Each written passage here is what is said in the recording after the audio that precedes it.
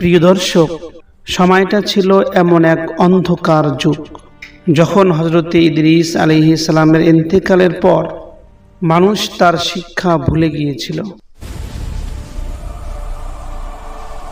শয়তান পুরো পৃথিবীকে নিজের কবজায় নিয়ে নিয়েছিল। চারদিকে ছড়িয়ে পড়েছিল মূর্তি পূজা, কুফর ও শিরকের অন্ধকার। মানুষ ভুলে গিয়েছিল তাদের সৃষ্টিকর্তাকে, ভুলে গিয়েছিল সত্যের পথ। ঠিক সেই কঠিন সময়ে মহান আল্লাহ তাআলা প্রেরণ করলেন এক মহান নবী হযরতে নূহ আলাইহিস সালামকে। তিনি দ্বিতীয় আদম নামে পরিচিত। নূহ আলাইহিস সালামের যুগেই ঘটেছিল পৃথিবীর ইতিহাসের সবচেয়ে ভয়াবহ বন্যা, এক মহাপ্লাবন, যেখানে ধ্বংস হয়ে গিয়েছিল পুরো মানব জাতি। শুধু বেঁচে গিয়েছিল কিছু মানুষ আর একটি রহস্যময় নৌকা। আজকের এই ভিডিওতে আমরা জানব নূহ আলাইহিস সালামের সেই ঐতিহাসিক নৌকা তৈরির ঘটনা, মহাপ্লাবনের ভয়াবহ দৃশ্য এবং সবচেয়ে বড় প্রশ্ন হইল, আজ সেই নৌকা কোথায় আছে? পৃথিবীর কোন স্থানে পাওয়া গেছে সেই নৌকার চিহ্ন? কোথায় থেমে গিয়েছিল সেই নৌকা? একটি আবেগময়, হৃদয়স্পর্শী এবং শিক্ষা ভরা এই কাহিনী। তাই ভিডিওটি শেষ পর্যন্ত দেখুন, কারণ আজ আপনি জানতে চলেছেন দ্বিতীয় আদমের সম্পূর্ণ ইতিহাস। প্রিয় দর্শক, শয়তানের রাজত্ব, অনেক শয়তান ঘুরে বেড়াচ্ছে তার দেশের মধ্যে। শয়তান মহান আল্লাহ তাআলার কাছ থেকে পাওয়া মোহলতকে কাজে লাগিয়ে পুরো মানব জাতিকে কুফর ও শিরকের মধ্যে ডুবিয়ে দিয়েছে।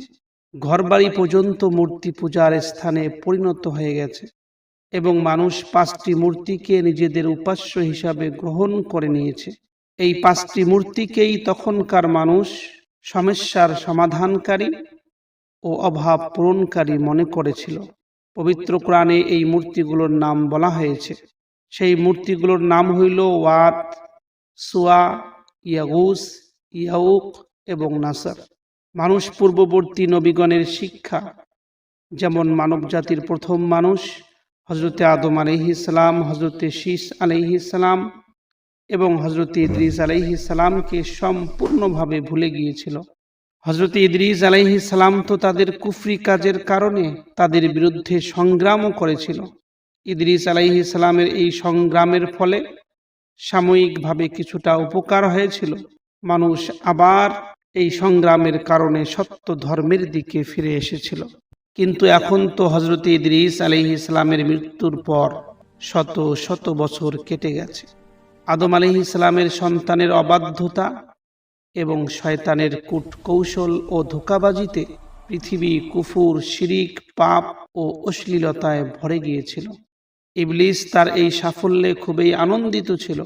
অন্যদিকে আসমানে ফারিস্তারা পৃথিবীর মানুষের এই ভয়াবহ অবস্থা এবং শয়তানের সাফল্য দেখে বিস্মিত এবং উদ্বিগ্ন ছিল।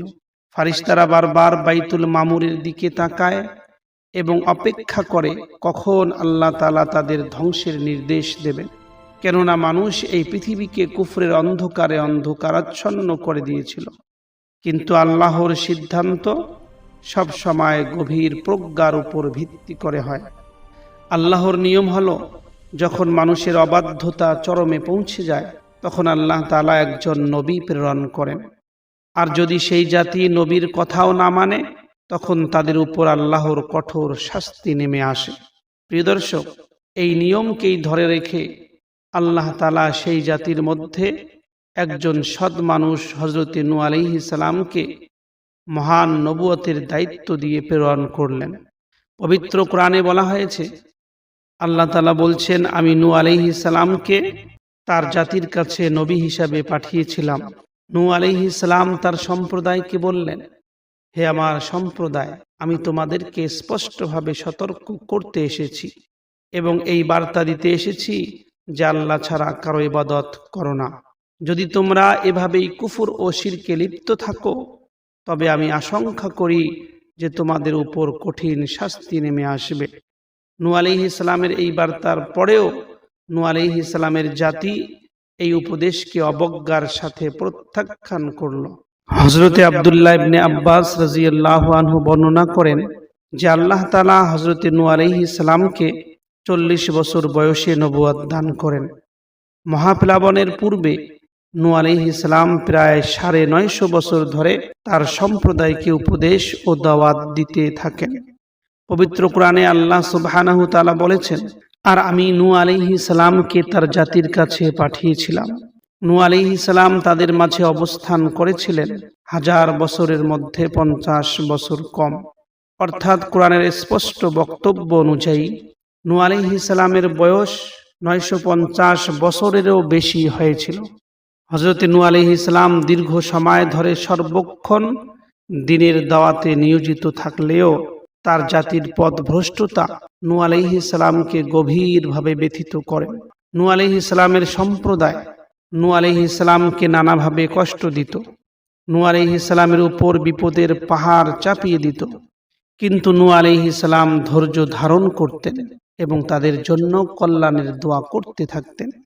হযরত ইবনে আব্বাস রাদিয়াল্লাহু আনহু বর্ণনা করেন, নবী করিম সাল্লাল্লাহু আলাইহি সাল্লাম ইরশাদ করেছেন, কোন নবী তার জাতির পক্ষ থেকে এত কষ্ট ও নির্যাতনের শিকার হননি যতটা হযরত নূহ আলাইহিস সালাম তার জাতির হাতে সহ্য করেছে।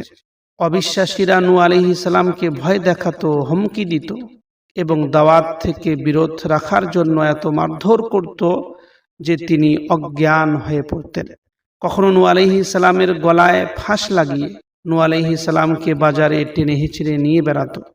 হযরত ইবনে আব্বাস রাদিয়াল্লাহু আনহু থেকে আরেকটি বর্ণনা এসেছে যে নূহ আলাইহিস সালামের সম্প্রদায় নূহ আলাইহিস সালামকে এতটাই মারধর করত যে নূহ আলাইহিস সালাম মাটিতে পড়ে যেতেন।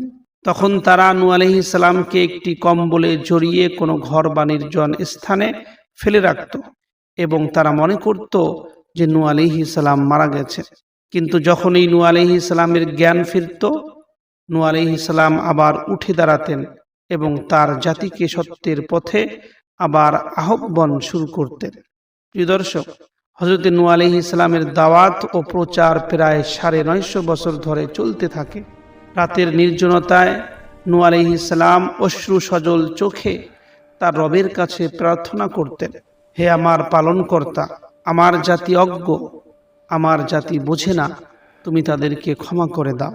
নূহ আলাইহিস সালাম তার জাতিকে বোঝানোর জন্য কোনো পথই বাদ রাখেননি। কখনো আল্লাহর শাস্তির ভয় দেখিয়েছেন, আবার কখনো জাহান্নামের কঠোরতা ও জান্নাতের অফুরন্ত নিয়ামতের কথা শুনিয়েছেন।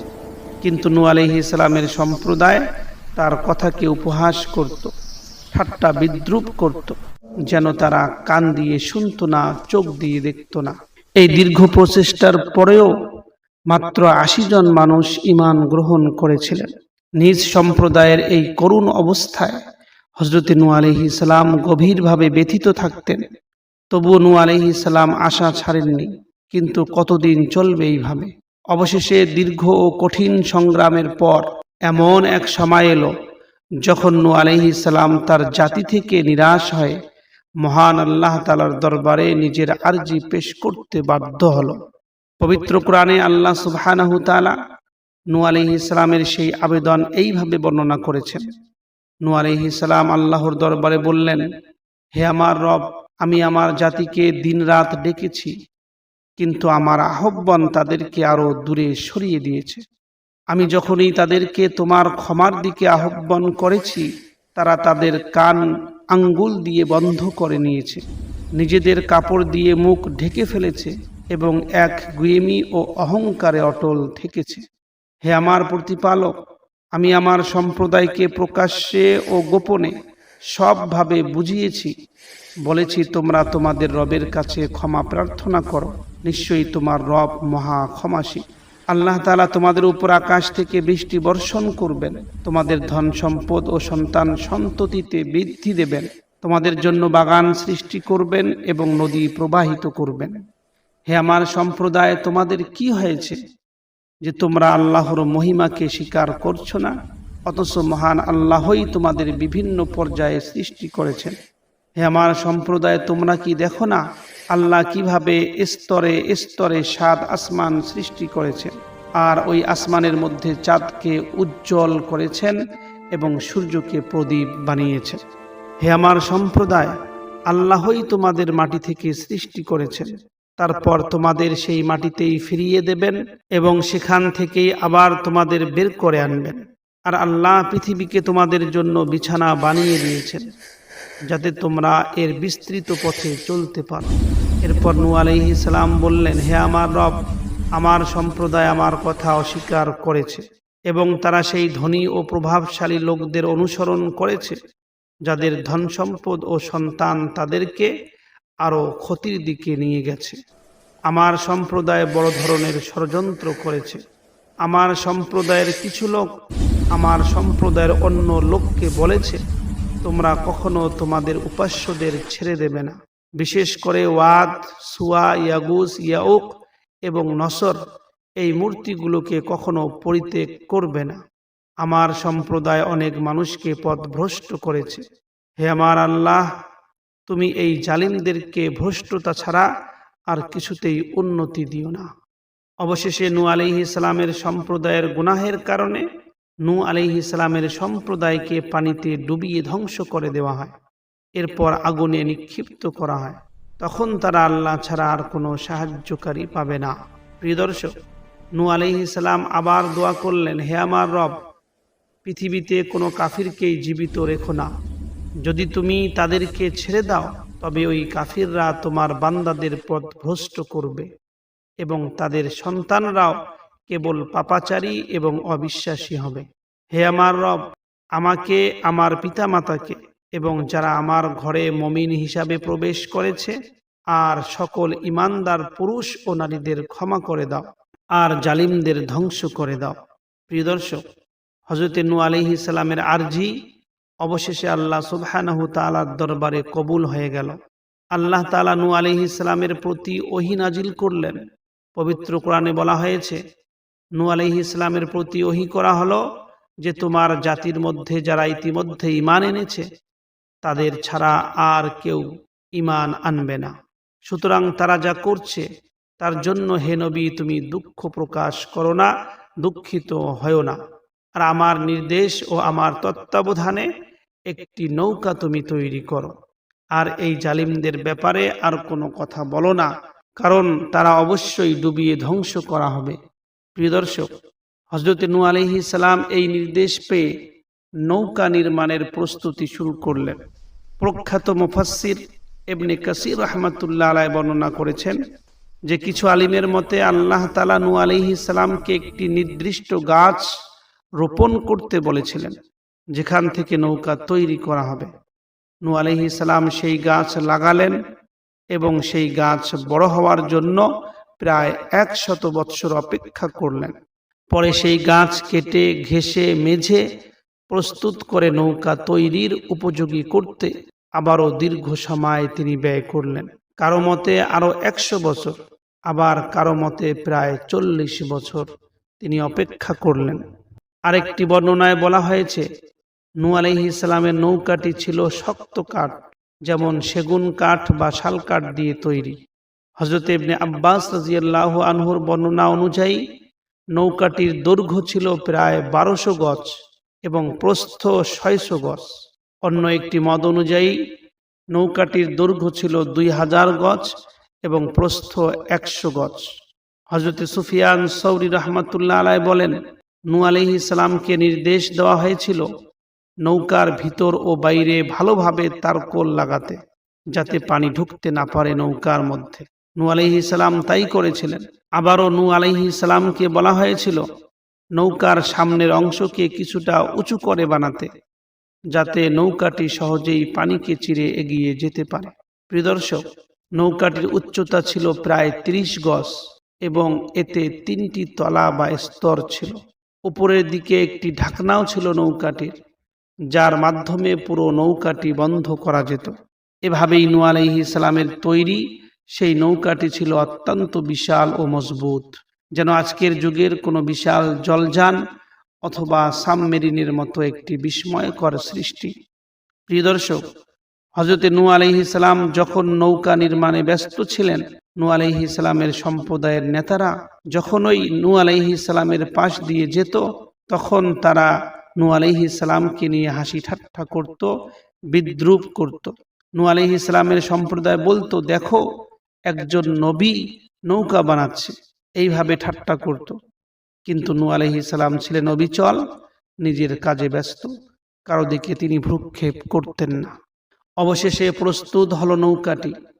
যখন আল্লাহর শাস্তির সময় ঘনিয়ে এলো, তখন আল্লাহ তাআলা নির্দেশ দিলেন যে, হে নূহ, প্রত্যেক প্রাণীর একজোড়া করে নৌকায় তুলে নাও এবং যারা ঈমান এনেছে তাদের সঙ্গে নিয়ে নাও।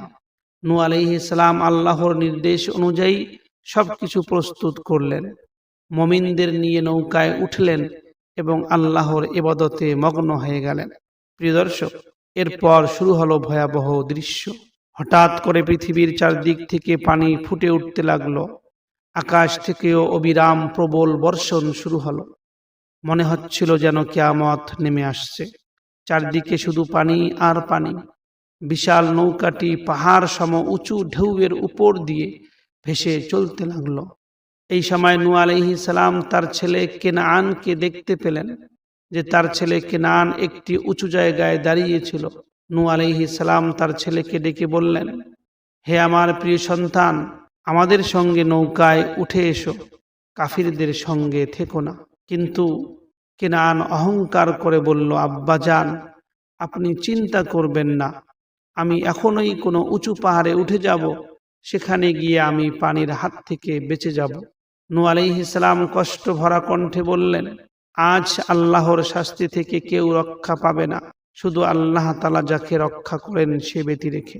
প্রিয় দর্শক, ঠিক তখনই নূহ আলাইহিস সালাম এবং তার ছেলের মাঝখানে এক বিশাল ঢেউ এসে পড়ল, আর সেই ঢেউয়ে কেনান ডুবে মারা গেল। এই মর্মান্তিক দৃশ্য দেখে নূহ আলাইহিস সালাম তার রবের কাছে আরজি করলেন, হে আমার প্রভু, তুমি তো আমার পরিবারকে রক্ষা করার প্রতিশ্রুতি দিয়েছিলে। আমার এই ছেলে তো আমার পরিবারের একজন। তখন আল্লাহ তাআলা বললেন, হে নূহ, তোমার এই ছেলে তোমার পরিবারের অন্তর্ভুক্ত নয়, তার আমল সৎ নয়। প্রিয় দর্শক, এদিকে প্লাবনের পানি এতটাই বেড়ে গেল যে পৃথিবীর সব পাহাড় পর্বত পর্যন্ত পানির নিচে তলিয়ে গেল। কোথাও কোনো জীবিত প্রাণী অবশিষ্ট রইল না, সবকিছু ধ্বংস হয়ে গেল। শুধু নূহ আলাইহিস সালামের সেই বিশাল নৌকাটি আল্লাহর সাহায্যে উত্তাল ঢেউয়ের মধ্যে ভেসে চলতেছিল। হযরত ইবনে আব্বাস রাদিয়াল্লাহু আনহু বর্ণনা করেন, নৌকায় প্রায় ৮০ জন মানুষ ছিল এবং তাদের পরিবারও সঙ্গে ছিল। তারা প্রায় ১৫০ দিন নৌকার মধ্যে অবস্থান করেছিল। প্রিয় দর্শক, আল্লাহর নির্দেশে নৌকাটি প্রথমে মক্কার দিকে ধাবিত হয় এবং প্রায় ৪০ দিন বাইতুল্লাহর চারদিকে ঘুরতে থাকে। এরপর নৌকাটির গতিপথ পরিবর্তন করে যদি পাহাড়ের দিকে নেওয়া হয়। যদি পাহাড়ে গিয়ে নৌকাটি স্থির হয়ে যায়, এরপরে নূহ আলাইহিস সালাম পৃথিবীর অবস্থা জানার জন্য একটি কাক পাঠিয়ে দিলেন। কাকটি মৃত প্রাণীর দেহ দেখে সেগুলোতে ব্যস্ত হয়ে পড়ল এবং ফিরে আসতে দেরি হয়ে গেল। তখন নূহ আলাইহিস সালাম একটি কবুতরকে পাঠালেন। কবুতরটি একটি জলপাই পাতার ডাল নিয়ে ফিরে এলো এবং তার পা কাদায় মাখা ছিল। তাহা দেখে নূহ আলাইহিস সালাম বুঝতে পারলেন পৃথিবী শুকাতে শুরু করেছে। এরপর নূহ আলাইহিস সালাম নৌকা থেকে নেমে যদি পাহাড়ের পাদদেশে একটি বসতি গড়ে তুললেন, আর সেই বসতির নাম রাখা হয় সামানিন, অর্থাৎ ৪০ জনের বসতি। সামানিন অর্থাৎ ৪০ জনের বসতি। প্রিয় দর্শক, সেই বসতিতে একদিন সকালে সবাই ঘুম থেকে উঠে দেখল প্রত্যেকের ভাষা আলাদা হয়ে গেছে, যেন ৪০ জন মানুষের জন্য ৪০টি ভিন্ন ভাষা সৃষ্টি হয়ে গেছে। তারা একে অপরের কথা বুঝতে পারছিল না। তখন নূহ আলাইহিস সালাম সবার ভাষা বুঝে তাদের মধ্যে অনুবাদ করে দিতেন। বর্ণনা অনুযায়ী মুহররম মাসের 10 তারিখে নূহ আলাইহিস সালাম এবং তার মুমিন সম্প্রদায় নৌকা থেকে ভূমিতে অবতরণ করেছিলেন। প্রিয় দর্শক, হযরত নূহ আলাইহিস সালামের কাহিনী পবিত্র কোরআনের অন্যতম হৃদয়গ্রাহী ও ঈমান জাগ্রতকারী একটি ঘটনা। এই কাহিনী শুধু সূরা নূতেই নয়, বরং কোরআনের আরো অনেক সূরায় বিস্তারিতভাবে বর্ণিত হয়েছে।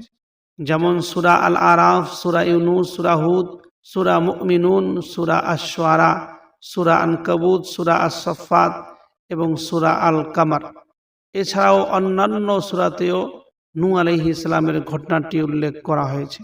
প্রিয় দর্শক, সূরা নূহ মোট 28টি আয়াত নিয়ে গঠিত এবং এটি ইসলামের প্রাথমিক যুগে অবতীর্ণ সূরাগুলোর মধ্যে একটি। এই সূরা নূহটি এমন সময়ে নাজিল হয়েছিল যখন মক্কার কাফিররা নবীজির প্রতি বিরোধিতা চরমে পৌঁছে গিয়েছিল। মুসলমানদের উপর নির্যাতনের মাত্রাও বেড়ে গিয়েছিল। এই অবস্থায় আল্লাহ সুবহানাহু তাআলা এই সূরাটি অবতীর্ণ করে এক ধরনের সতর্ক বার্তা প্রদান করেন যে যদি তারা সঠিক পথে ফিরে না আসে তবে তাদের পরিণতিও নূহ আলাইহিস সালামের জাতির মতো ভয়াবহ হতে পারে। প্রিয় দর্শক, হযরত নূহ আলাইহিস সালামের জাতি তাদের অবাধ্যতার কারণে ভয়াবহ প্লাবনে ধ্বংস হয়ে গিয়েছিল, যে ঘটনা আপনারা শুরু থেকেই শুনলেন। প্রবল বৃষ্টি ও ঝড়ে পুরো পৃথিবী ডুবে যায়। নৌকায় যারা ছিল মানুষ ও প্রাণী, তাদের ছাড়া আর কোনো জীবিত সত্তা অবশিষ্ট থাকে না। সবকিছু ধ্বংস হয়ে গিয়েছিল। এরপর আল্লাহ তাআলার নির্দেশে আকাশের বৃষ্টি থেমে যায় এবং ধীরে ধীরে পানি শুকিয়ে যায়। তারপর আল্লাহ তাআলা নির্দেশ দেন, হে নূহ, আমার পক্ষ থেকে শান্তি ও বরকত সহ তুমি এবং তোমার সঙ্গে যারা আছে তারা অবতরণ করো। এই নির্দেশ অনুসারে নূহ আলাইহিস সালাম ভূমিতে অবতরণ করেন এবং নতুন করে একটি বসতি গড়ে তোলেন। তার মাধ্যমেই পৃথিবীতে আবার মানব জীবন ও সভ্যতার সূচনা হয়। এই কারণেই নূহ আলাইহিস সালামকে দ্বিতীয় আদম বা আদমে সানি বলা হয়। প্রিয় দর্শক, নূহ আলাইহিস সালামের সম্পূর্ণ ঘটনা সহিহ শুদ্ধ আকারে আপনাদের সম্মুখে তুলে ধরা হইল। যারা নূহ আলাইহিস সালামের সম্পূর্ণ শুদ্ধ এবং সহিহ হাদিস ভিত্তিক ঘটনা জানতে চায় তাদের জন্য এই ভিডিও। নিজের বন্ধু বান্ধবদের যারা সত্যিকারে দিনদার তাদের কাছে এই ভিডিও পাঠিয়ে দেবেন। আল্লাহ সুবহানাহু তাআলা আমাদের সবাইকে নূহ আলাইহিস সালামের সম্প্রদায়ের মতন হওয়ার থেকে বাঁচিয়ে রাখুক। আসসালামু আলাইকুম ওয়া রাহমাতুল্লাহি ওয়া বারাকাতুহু।